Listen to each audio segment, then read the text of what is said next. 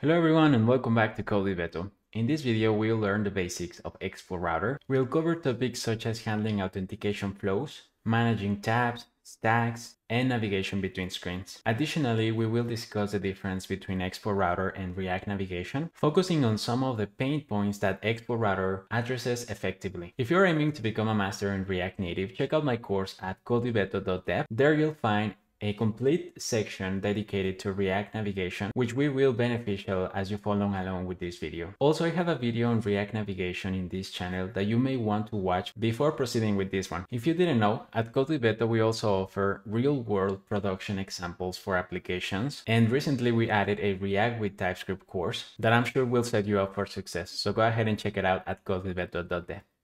Alrighty guys, so I want to start this video by explaining a little bit the difference between Expo Router and React Navigation, because I know that a lot of developers that are just learning React Native need to handle navigation somehow, right? And they may come into the question of what to use between Expo Router and React Navigation. So let's try to answer that question here, as well as let's learn a little bit about both. Okay, so let's start by talking a little bit about React Navigation. So in React Navigation, we have honestly a very powerful API and library that allows us to handle any type of navigation within our React Native application. And as you can see, we can create stacks and tabs and drawers and a lot of cool stuff. And this is how it looks. You can see the code example. And basically, before we can actually start navigating between screens, we need to kind of lay out these structure specifying how we are going to be navigating between these screens, right? We can do this with stacks, tabs, modals. We can also deep linking. We can also have drawers. And the cool thing about React Navigation is that the API is very robust, very consistent, but also requires like a lot of boilerplate code before we can actually start navigating between screens. And as you can see here, we have this example of a drawer, and it's the same idea, right? We have this like container, navigation container, and inside this navigation container, we specified what kind of navigation we want to deal with. For example, tabs, drawer, and inside of those, we are going to have these screens. And now, in this case, we can navigate between home and notification screen, right? As you can see here. Now let's move on. Once we have all that boilerplate code specifying the navigation that we're going to be handling, we can actually start navigating. And in here, you can see that this home screen, it's getting this navigation property just because it is inside a navigator. And inside, we can actually access this navigation and navigate to the screen that we want to go to, all right? So this is how it looks, React Navigation, but there's actually some downsides of using React Navigation. There are no downsides, but it's like I mentioned before, it's a lot of boilerplate code that we need to handle before we can actually start navigating between screens. Now, another point to touch here is that when we are using React Navigation, this is the typical file structure that you're going to have at the end of the day. You have these folder screens, as you can see here. And then you have also this navigation. And this navigation, it's typically like the file that is going to be laying out the navigation and putting all these screens together in tabs or in drawers or in a stack so that it can be accessed, right, between screens or navigate between screens. And the downside that I see here is that at the end of the day, there are no rules on how you can structure your files, right? You can do whatever you want with the structure of your files, which can lead to a mess when your code base grows. And also it increases the difficulty to maintain this code base as well. And honestly, we as developers, we don't want to be thinking on how to structure our files. We just want to do it the right way the first time, right? And also other thing that I wanted to mention about React Navigation is that nowadays, using TypeScript is a basic requirement, which means that you are expected to use TypeScript for any real life project that you are working on. And to be honest, typing React Navigation is a huge pain. As you can see in this example, we need to, extend a lot of stuff. We need to declare the properties that we're going to be passing between screens and parameters. And it's a lot of work, honestly. And if the application has, like 100 or 50 screens, you can get lost pretty easily. Now, I don't want to, be talking trash about React Navigation because, like I mentioned before, it's a pretty robust library. It works fine, and it's been around since 2016, as you can see here, and till today, it's very well maintained by great developers. In fact, React Navigation is so good that Expo Router was built on top of it. So this means that if you already have some experience with React Navigation, you'll pick up Expo Router fairly quickly. Now, we have mentioned some of the pain points when we are using React Navigation, right? And so what Expo Router offers, basically Expo Router is trying to solve these pain points that we have with React Navigation. And this actually reminds me of a tweet that I shared some time ago after trying Expo Router for the first time. And I leave the link in the description if you want to read the entire thread. But basically, after I used Expo Router, I was very happy, and I quickly noticed the pain points that I was handling with React Navigation and the ease of using Expo Router. So let's just quickly talk about this. In this thread, I mentioned some of the advantages of using Expo Router, like the link component, which simplifies navigation between screens. And we're going to learn more about it in a moment. Also, the code looks cleaner and more organized. As you can see in this screenshot that I have here, Expo Router is going to automatically type the routes. So this is a huge pain point of React Navigation, and Expo Router is going to do it by default. So you don't have to do anything. Now, like I mentioned before, Expo Router is going to be a file-based routing, which means that you don't have to have, like the layout of your screens, creating groups with a drawer, creating groups of screens with tabs. You can simply create your files and put it in the right order in the file system, right? So for example, the entry point is going to be this app folder. And I guess we can see this easily here. We have this app folder. And inside this app folder, this is the entry point of the application. It will be like the navigation, right? That we were defining in React Native. And inside this, we can simply start creating files. And these files are going to be screens accessible right away. So you don't have to do any boilerplate code. You can just create files and it's going to work. Now, for those of you guys that are familiar with Next.js, this is going to be pretty similar because the latest version of Next.js also uses file-based routing system. So this is great as well for people transitioning from web to native. Another great advantage of using file-based routing is that we have this structure, right? So I don't have to think about how I want to structure my files. Should I create folders to keep the screens that are inside the home? Or should I create a folder called navigation for settings?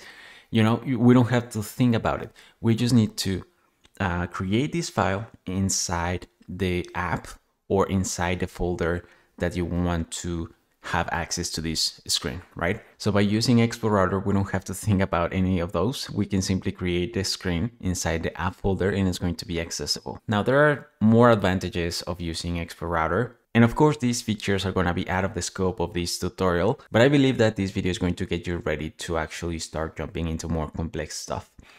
Some of these features are going to be aliased imports, static routes, async routes, universal linking, full compatible with React Navigation, and React Server functions. Now, I want to take a moment to talk a little bit about server functions. At the time that I'm recording this video, this is a feature that is going to be introduced in Expo Router version 3 in the Expo SDK 50. Now, the goal is to enable developers to write server-side logic directly into your React Native application in a simple and developer-friendly manner. This feature aims to simplify server-side development. So if you are familiar as well with Next.js, you already know how server functions work. Basically, you have a server that is going to be attached to your application and you can fetch data from there. This is great for solo developers that don't want to mess with creating your own backend. And honestly, nowadays, every single application needs a backend, right? So this is going to improve developer experience and is going to improve as well security and best practices. Alrighty guys, so now we know what is the difference between React Navigation and Expo Router. And there's actually no difference. Like I mentioned before, Expo Router, it's built on top of React Navigation, which means we can use the same API as well, but with the advantages of Expo Router. So let's actually jump and start developing this application. Alrighty guys, so the first thing that I'm going to do is create my Expo application by running the command npx create Expo app. And I'm going to be using a template because I don't want to, create everything from scratch, but don't worry, I'm going to explain how everything works. Now, if you run this command, you're going to be prompted with Expo asking you what template do you want to use, and I want to use the navigation with TypeScript. All right, so this is a files-based routing with TypeScript enabled. And by the way, if you are using npx create Expo app, this is going to be using npm to handle your dependencies. And because I like to use yarn for my dependencies, I'm going to say yarn create Expo app template. So if you want to use yarn, you have to use create and then Expo app with a space here. And then we can run this command. And this is going to do the same thing, but we're going to be using yarn, which I think it's better. So let's choose navigation and hit enter. And now the name for this application is going to be Expo Router Example To Do App. This is going to be a to do app. So let's go ahead and hit enter. Alrighty, so this is ready. And now I want to make a quick pause just to talk a little bit about the future of Expo, right? Now this template, it's great, it's awesome, and allows you to build an application fairly quickly because already has all the configuration needed to handle navigation, right? And it's using Expo Router. This means that Expo is all into Expo Router and it's going to be used in the future. So I would encourage you to just try Expo Router if you haven't already. And by following this tutorial, you're going to be good to go and you're going to see like the advantages, right? And I'm not saying that you should migrate your application to Expo Router if you already have your application with React Navigation and it's working fine. Personally, I don't think that you should migrate unless you have a specific reason.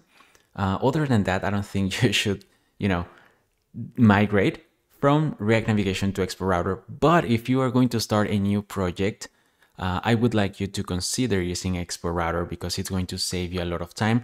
It's going to give more consistency to your code base and it's going to make it easy to maintain your code base, okay? All right, so now that being said, let's go to the folder Expo Router and then open this in Visual Studio Code. Alrighty guys, so here we have the Expo Router application, the Expo application with Expo Router included. And you can double check that by going to the package.json. And if you just simply say for Expo Router or just router, you're going to find that we are using, in fact, the version 2 of Expo Router. Alrighty, so we also have some other dependencies that come with this template, but we're not going to put a lot of attention on those. Now, let's go and quickly explore the app folder. Because we're using a file-based routing system, this means that the folders and files that I create inside this app, which is the entry point of my application, is going to be a screen, right? Or a route that I can access into my application. As you can see, we have a folder called tabs, and this is between parentheses, right? Tabs. So tabs, yeah, this is because it is in parentheses, it's going to be a segment of the navigation that we can handle, right?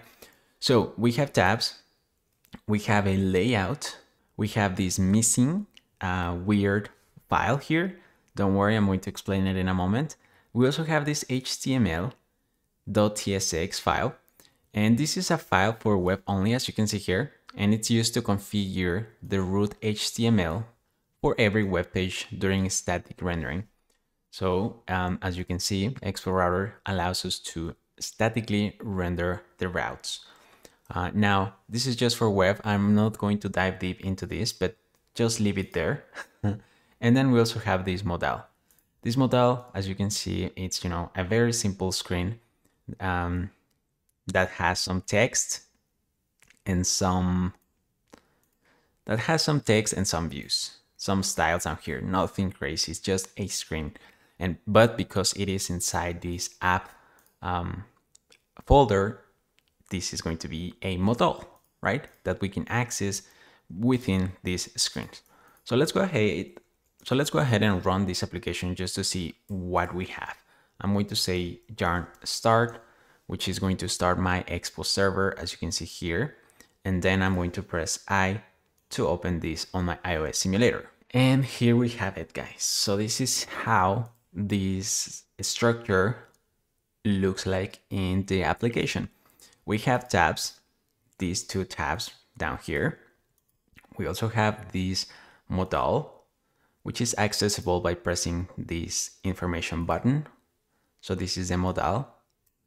And by the way, the cool thing about this template is that it's fully compatible with dark mode. So if I change this using my shortcut Shift-A, we can switch between dark and light mode. So this is pretty nice, already comes by default. So I'm going to leave it in dark mode.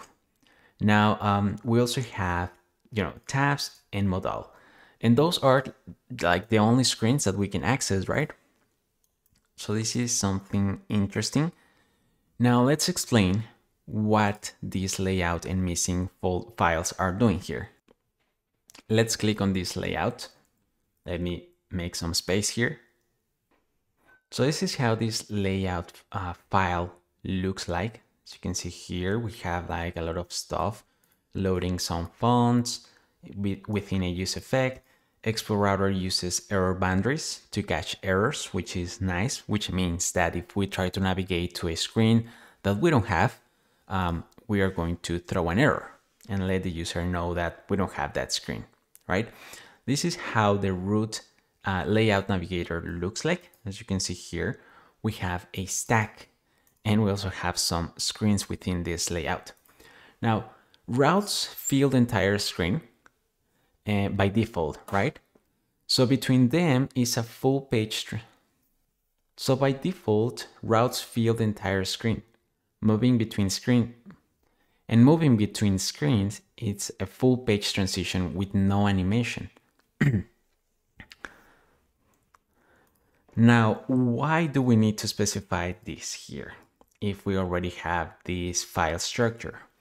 Well, by default, Expo Router is going to navigate between these screens with no animations in native app. In native apps, users expect shared elements like headers and tab bars to persist between screens, right? And these are created using layouts. All right, so if we create a layout, we are going to basically specify in this file how we want our screens to look like. In this case, we are saying that we want to have two tabs. So this means that we can navigate and also so this means that when we are trying to navigate to other screens, we're going to have a nice navigation because we specified this layout. So for example, I'm specifying this screen modal and I'm saying that the presentation is going to be modal, which is going to present it like this. Very nice, right? And as you may imagine by now, Stack wraps the native Stack navigator that comes within React Navigation. And just for fun, let's go to Stack and go to definition. I'm going to double click here. And as you can see, we are using React Navigation under the hood, like I mentioned before. So native Stack, it's going to allow us to create stacks. And you can see here how Expo Router is handling this. All right, so it's true. Expo Router is using React Navigation under the hood. Cool, so we are specifying the stack so that we have this nice navigation and animations. All right, and here we also have the provider. This layout at this point is going to be the entry point of our application. So this is a good place to have providers and all that good stuff that is going to share state between our screens. Every single screen needs to know about the color scheme, so that's why we're using the theme provider. All right, so let's keep exploring. We have these tabs, right? Now, these tabs are a segment of my navigation. These tabs are within a folder, and these tabs, because they are within a folder, they also have a layout, and then you can specify the screens. Now, let's go and check out the layout. The layout is going to be like the file that is going to be handling the specifications of the navigation. In this case, we want these two screens to be tabs, so we need to specify that here. So if we go to the layout inside the tabs and scroll down a little bit, we're going to find this component tab layout. Now, tab layout, it's using tabs. If you remember, we were using a stack. Now here we're using tabs. Tabs, as you may guess by now, it's going to wrap. It's going to wrap from React Navigation bottom tabs. So it's basically the same, but it's making it easy for us. We just need to use tabs, and that's it. All right, we can simply wrap the screens that we want to use, and let me minimize this so that we can see better. We can wrap the screens that we want to have within the tabs, and just for fun, let's create another tabs.screen.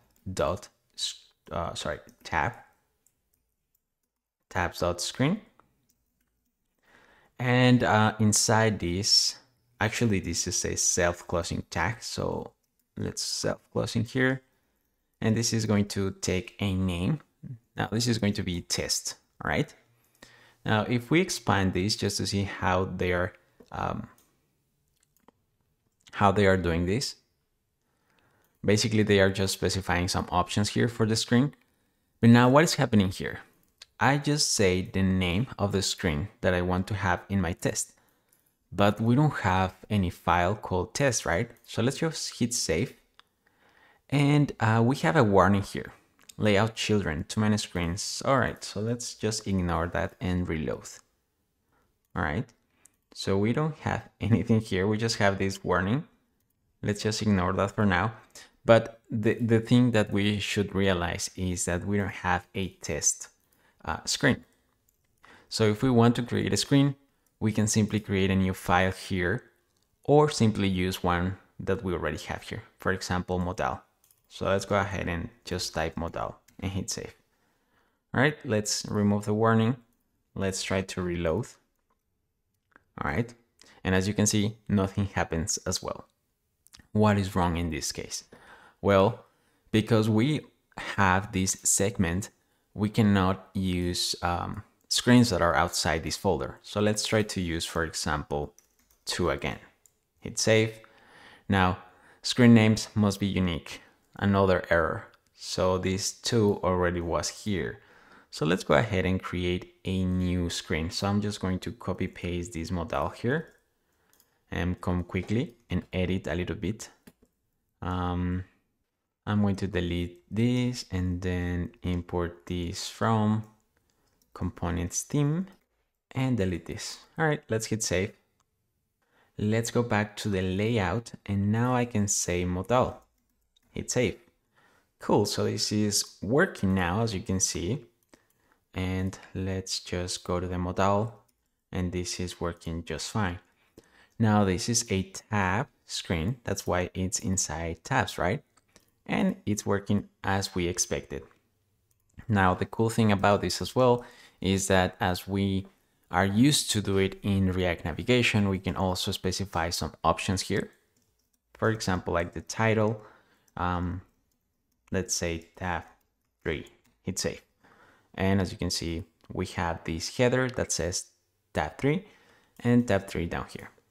Cool, so this is working great. Now, at this point, I don't want to have this tab here. Let's hit save, just remove it. Remove this from here as well.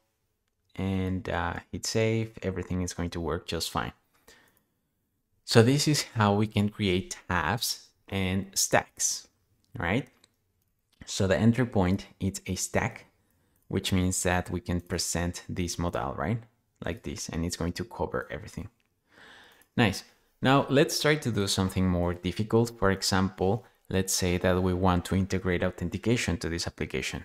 And by the way, before I jumped into that, we saw how stack and tabs works, but we also have drawer and other kinds of navigations that you can integrate. And everything is going to be in the Expo documentation if you want to learn more. Now to integrate authentication, this is a little bit tricky because, we want to protect this entire application with authentication, right? So that means that I don't want anyone who doesn't have an account to get to these screens. So how can we do that? Well, to do that, we will need to create a segment that is going to be in charge of handling authentication. So let's go ahead and do that. I'm going to create a new folder. And because this is going to be a segment, I'm going to put it in parentheses and I'm going to call it auth. All right, so this is my segment in charge of handling authentication.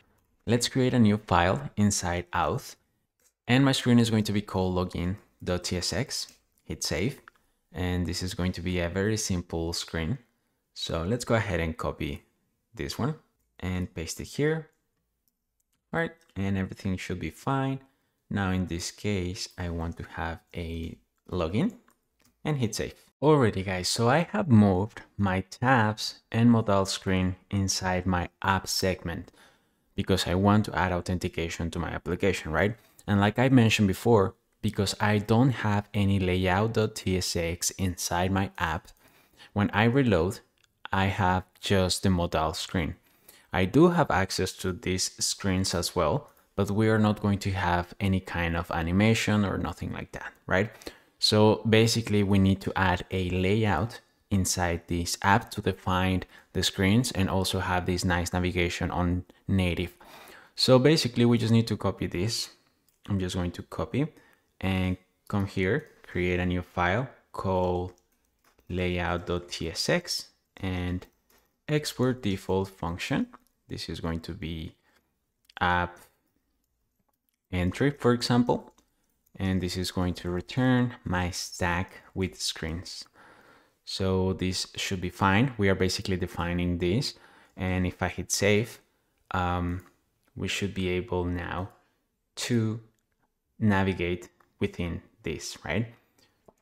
Cool. So as you can see, now we have this navigation. We can navigate, and also we can navigate to the modal. We have the tabs, which is the entry point.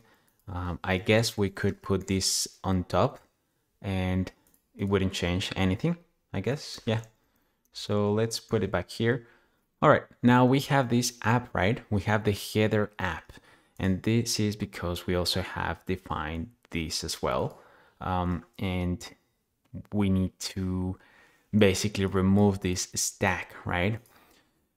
Now, because we want to add authentication, there's a couple ways we can do this, and a common way is using a context. Now, if you are not familiar with React context, I would highly encourage you to go to codewithbeto.dev and check out my React with TypeScript course or React Native course to learn more about those hooks. But other than that, you can follow me and try to keep up. So let's go ahead and create a new context. I'm going to create a new folder called context, and I'm going to create a context for my authentication. So I'm going to call it just auth.ts. Cool. So let's start by creating auth context using React. So I'm going to say use context. All right. And I'm going to import all as React from React. Now I'm going to say actually create context, and this is going to be initialized to be null. This is the value for my authentication, but because at the beginning we are not going to have any user, that's why we are putting null, right? All right, so let's export this provider. So I'm going to say export function provider, and this is going to be a component that is going to have a children. So this is going to be of type react.props with children. And we can simply say export And down here, I'm going to say return accessing my auth context. I'm missing an X here. All right, now let's go down here and say auth context dot provider. Okay, so this is my provider. This provider is actually going to take a value that we want to provide to the children. So the value is going to be an object that is going to have some functions. It's going to have as well the state of the user. So for that, let's go ahead and create a state for the user using useState. Undefined at the beginning because we don't have anything. So this is going to be user and set user. Okay, then we also have to use, all right, then we can simply pass this user here. Now TypeScript is going to start yelling at me because I said that this was going to be of type null here. So maybe we can change this to be any for now, of course, and then we can type this. So we're going to pass the user, and then we can also pass functions, for example, to sign in and to sign out. So let's say that we want to pass a function to sign in. This function can look something like this. And this function to sign in, it's going to simply set the user to have a value, for example, beto. Okay, this is going to be a string. Now, yeah, I need to type this. So this is going to be a string or undefined. Okay. Now, let's say that we also want to pass a function to sign out, which basically is going to set the user to be undefined again. Okay, and now these functions are being passed to the children that is going to be inside this provider. Cool, so let's hit save. And now we have this provider. And a cool thing that we can do here is actually create a hook that is going to allow us to use this provider by saying export function use auth. All right, so this use auth hook is going to simply return the instance of this provider of this context, right? Using this context. So to use a context, we need to say use context from React and then pass the auth context. So this function basically is going to return these values. All right, cool. So we have the sign in user, and now we can simply create like a function that is going to handle the authentication based on this user. So if we have a user, we want to go to the app, right? To the app segment of the screen. Otherwise, we want to navigate to authentication. Now, it's worth noting that the screens that are outside here or in the main folder are going to be accessible, right? So in the layout is where we're going to filter this information or these screens, protect them. So yeah, so let's go ahead and actually validate that functionality. Now, it's very common as well to use a useEffect hook from React to handle this because we want to check if we have a user when we load the application for the first time.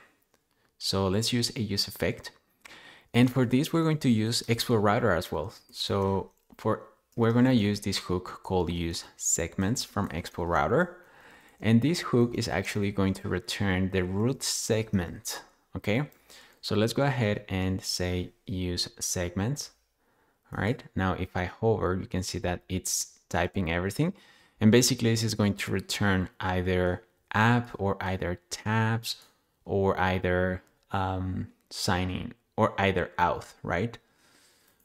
We can check this in a moment. So for example, well, let's wait a little bit. We are going to use as well a router from React's Expo Router. So this router is going to allow us to navigate between screens and basically replace these segments. So this router as well is going to allow us to tell this main layout which segment to render, either app or auth, based on the user, right? So we're going to be using this router, and this is being imported by Expo Router. So just to double check that, let me actually paste this here. Okay, cool. And that's all we need.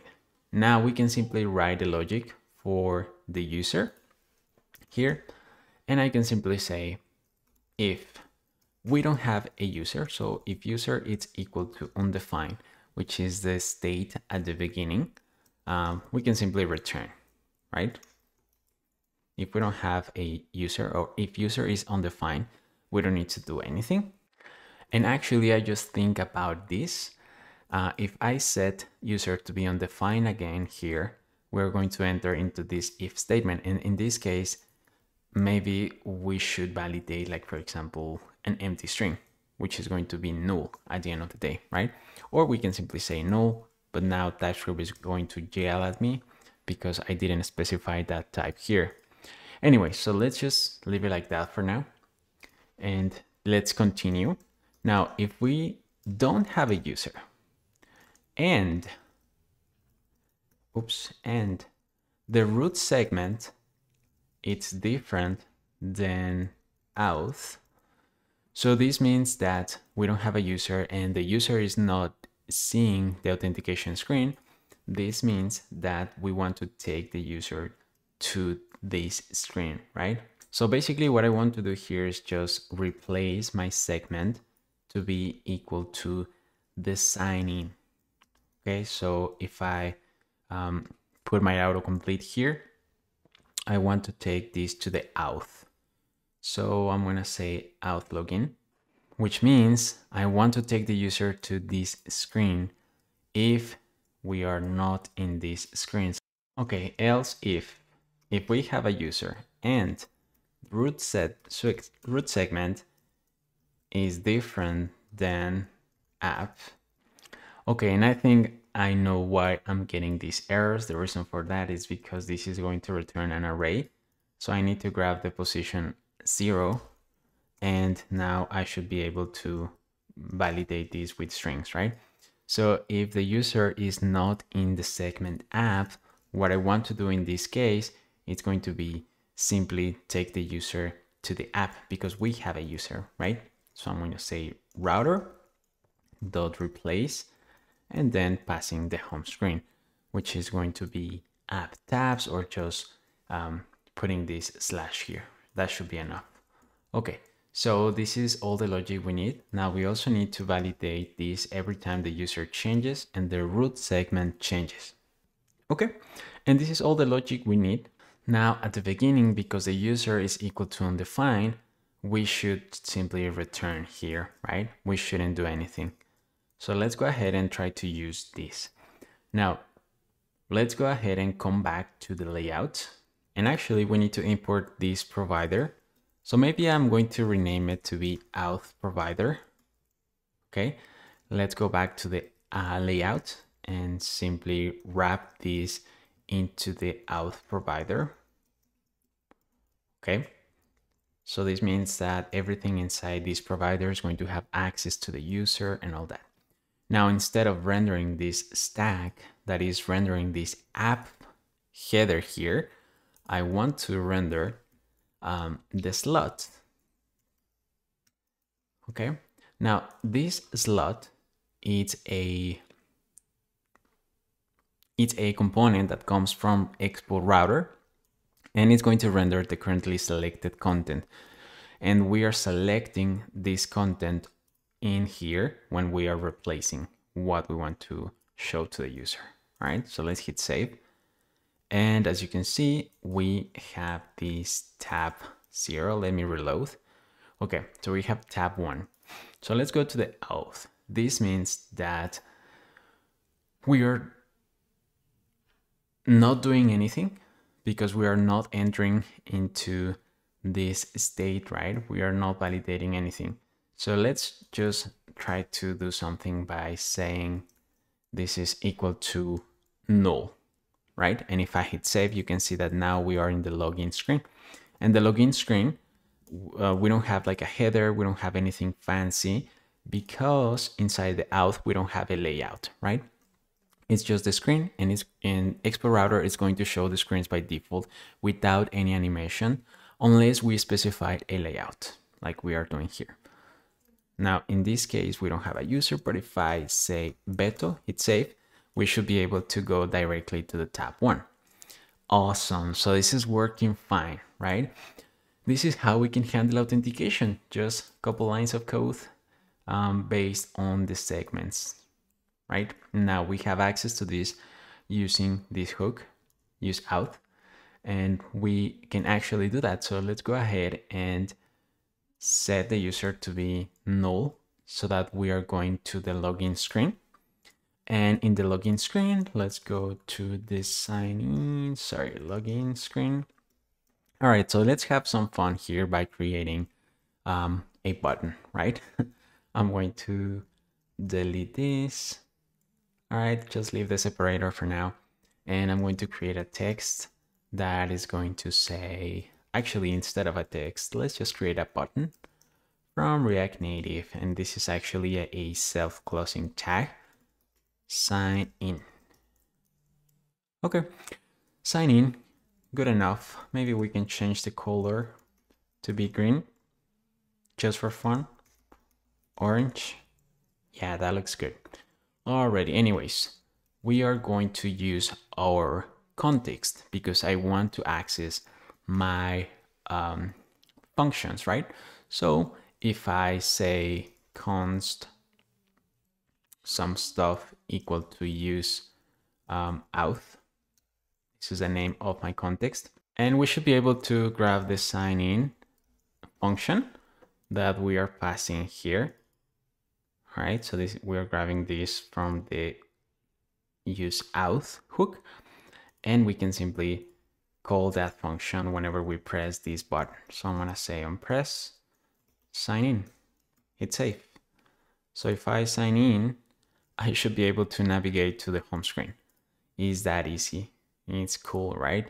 Now in tab 1, let's go ahead and go to the tabs, and just to make sure that we still have navigation working fine inside these tabs, we can go to the tabs, index 1, and create another button using our hook. So I'm gonna say const equal to use auth.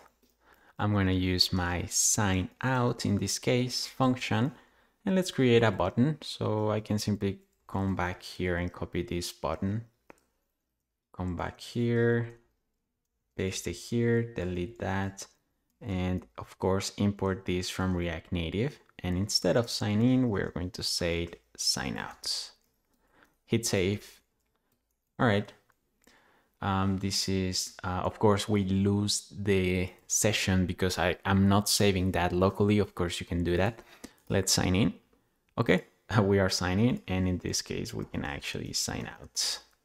So if I hit sign out, we are able to navigate between screens. So this is amazing. Now, the cool thing about these guys is that the screens are not being mounted, right? So for example, if I'm just looking at the auth, these screens are not going to be mounted or are going to be protected, in other words. And yeah, you can simply sign out, sign in, and you should be good to go. Now, of course, guys, this is a very simple implementation of the authentication. You can actually, type the user with all the information, make some HTTP request here to get the authentication, and of course, save locally the session so that the user doesn't have to sign in every time that we reload the application, like in this case. Alrighty, so now we are learning a lot. Now let's go to the app, which is where the use of our application is. And here, I want to show you guys how you can actually navigate, which is pretty simple. Once we defined the layout, so we have this modal, right? And we can define this modal as well. And the presentation, in this case, it's modal, but we actually have some, other kind of presentations or other options.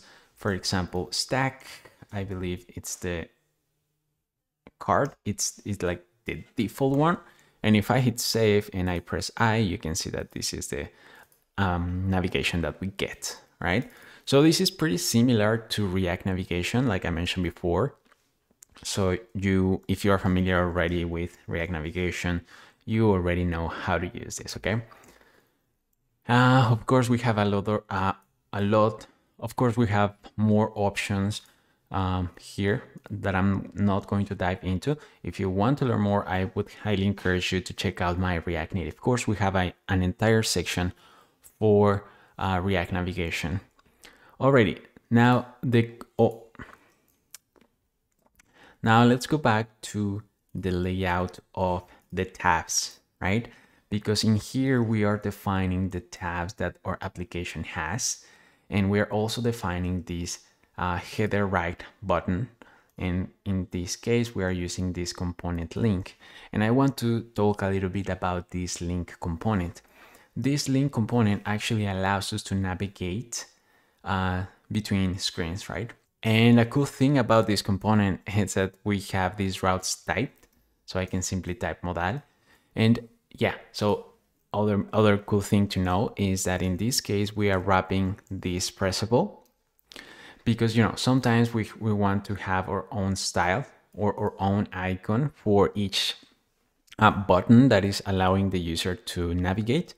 And the way we can do that is using link as child.